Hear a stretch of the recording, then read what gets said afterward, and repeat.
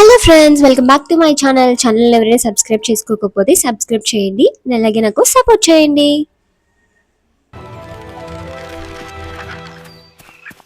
చాలా తెలివైన కుక్క.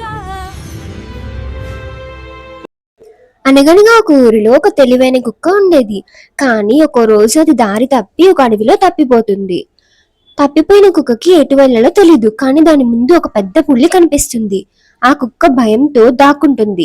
ఆ పెద్ద పులిని ఎలాగైనా తప్పించాలి అనుకుంటుంది. పెద్ద పులి నుంచి తప్పించుకోవడానికి చాలా పన్నాగాలు వేస్తుంది. అప్పుడే దానికి కొన్ని ఎముకలు కనిపిస్తాయి.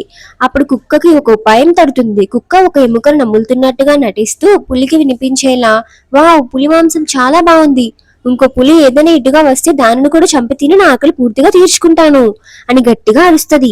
కుక్క మాటలు విన్న పులి నిజంగానే కుక్క పులిని చంపి తిన్నదేమో అనుకుని భావిస్తుంది.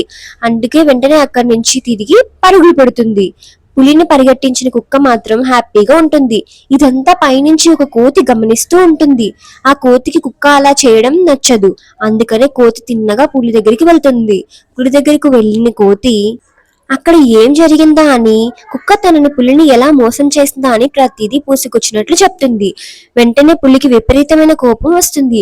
కోపం వచ్చిన పులి కోతిని తన మీద ఎక్కించుకుని తిన్నగా కుక్క వద్దకు వెళ్తారు ఇద్దరు కలిసి. పులి కోతి కలిసి రావడం చూసిన ఈ తెలివైన కుక్క వెంటనే ప్రమాదాన్ని ఊహిస్తుంది. వెంటనే ఆ కుక్క మరొక ఉపాయాన్ని ఆలోచిస్తుంది. కుక్క ధైర్యంగా కోతితో ఇలా అంటుంది, ఓ కోతి మిత్రమా, పెద్ద పులిని తీసుకుని రమ్మని నిన్ను పంపి గంట అయింది.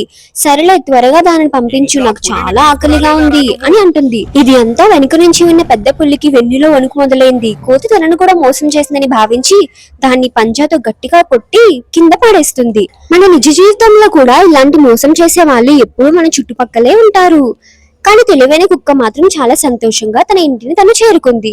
తన ఇంటిని చేరుకున్నాక కూడా తను ఇంకా ఏడుస్తూనే ఉంది. ఎందుకంటే మీరు ఇంకా మన ఛానల్ ని సబ్స్క్రైబ్ చేయలేదు కనుక. Please to like, share and subscribe. Thank you so much for watching.